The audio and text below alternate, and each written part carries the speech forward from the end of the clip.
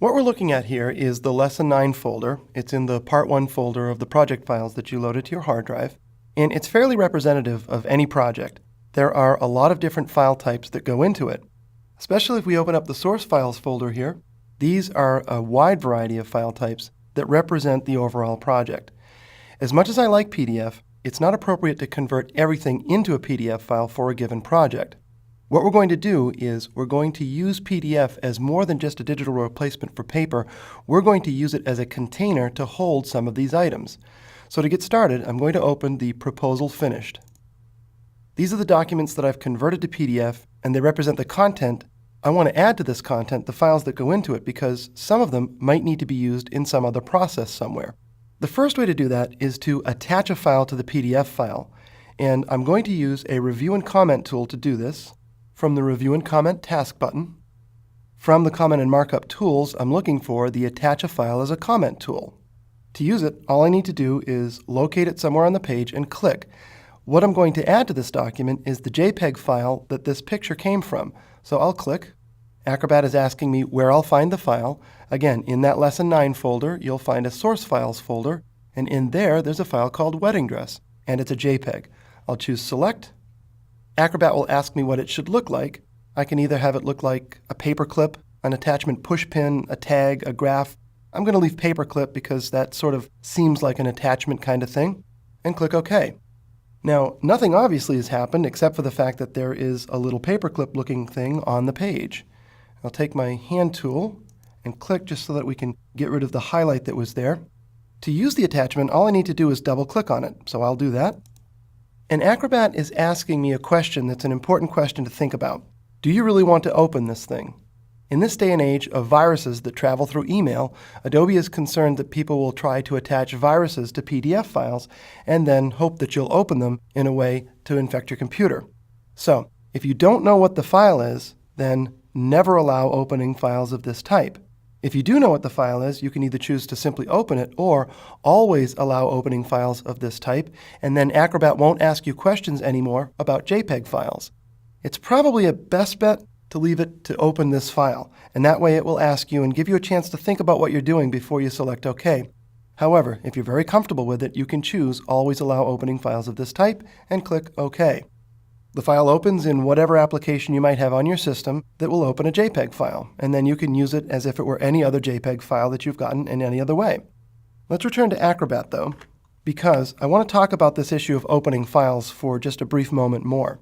If you've told Acrobat to always open files of this type, and then you become nervous about that, I want to show you where you can change the preference for this so that it doesn't always open files of this type, and it will give you that dialog box to ask you if you really want to open it. Preferences on Windows are found under the Edit menu. If you're using a Macintosh, it can be found under the Acrobat menu, but they're the same thing, Edit Preferences or Acrobat Preferences. The particular preference you're looking for is called the Trust Manager. And because I've been working with files that I've been opening, Acrobat sort of anticipated that, and that's why we've opened right up to the Trust Manager preference in the categories. To reset Acrobat so that it doesn't always open files of a particular type, all you need to do is click Restore. Yes, you definitely want to restore. Click OK. And the next time you attempt to open a JPEG file, you'll get the dialog box that asks you if you definitely want to open that. That's also a way to fix the Never Allow Opening Files of this type option. If you've set that for something that you then want to be able to open later on, you'll need to go into the Trust Manager and restore your preferences. I'm going to go ahead and select Cancel because we've already opened the file, so we don't need to do it again. The Attachments tool is useful for locating something on the page. So I've put the JPEG file here because that's where the photo of the JPEG file appears in the PDF. However, if I have a number of different attachments that I want to add to this file, I can do so, and I don't need to spread them around the document on the individual pages. Instead, what I can do is use the Attachments panel, and that's found over here on the left-hand side by clicking this little paperclip. And you can see that because I've attached the JPEG file, it already shows down here, and it tells me the location in the document is somewhere on page 1. All I need to do is go to page 1 and see if I can locate it, and of course I can because I put it there. However, if I want to add attachments without going through the pages of the PDF file, all I need to do is come to the Attachments panel and click Add. And I'm looking in this same Source Files folder that I grabbed the JPEG file from. There are other files here that I want to add, and I'm going to Shift Select to grab them all. I'll click Open, and Acrobat will add them to this Attachments panel, and it will tell me that the location in the document is simply the Attachments tab. They're not spread around the page anywhere, they're just found here. Now functionally, there's really no difference, except that this is a convenient location to know to look for attachments in a PDF file. To work with an attachment, all I need to do is click on it, and in this case, I can either save the attachment out of the PDF file, choose to open the attachment, and I'll go ahead and do that. Once again, I get the Launch Attachment dialog box, which is just that warning.